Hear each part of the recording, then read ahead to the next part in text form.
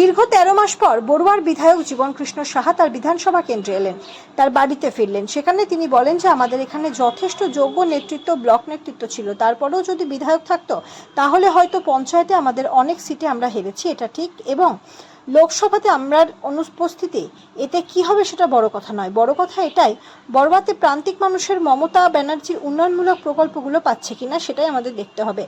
মানুষের উন্নয়নের দিকে ভোট দেবে। আমার দৃঢ় বিশ্বাস এবার লোকসভাতে এই বড়ুয়াতে মানুষ মমতা ব্যানার্জিকেই ভোট দিয়েছে। প্রান্তিক মানুষের কাছে যেন পৌঁছানো যায় সেই ব্যবস্থা করেছিলাম। কাতারে কাতারে পেয়েছে, তার ফলশ্রুতিতে আজকে আমি পাচ্ছি।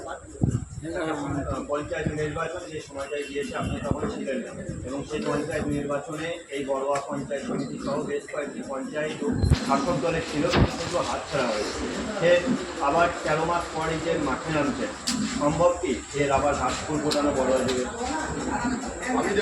আমি একটা কথাই বলবো, আমাদের নেত্রী মাননীয় মমতা বন্দ্যোপাধ্যায়ের যে উন্নয়ন, সেই উন্নয়ন গ্রামের মানুষের কাছে, প্রান্তিক মানুষের কাছে যখন পৌঁছে যাবে, দেখবেন মানুষ মমতা ব্যানার্জি ছাড়া কিছু চেনে না। এইটাই আমার কাজ, যে টোটাল যে প্রকল্পগুলো আছে প্রত্যেকটা মানুষ যেন তার পরিষেবা যেন পায়। প্রায় 1 বছর ধরে আপনি একটা অভিভাবক, এই বড়ুয়া অভিভাবকহীন অবস্থায় হয়েছিল। তো সেই জায়গা থেকে যারা কর্মী সমর্থক বিভিন্ন জায়গায় ছড়িয়ে ছিটিয়ে গিয়েছে এক কথায়, তো তাদেরকে একত্রিত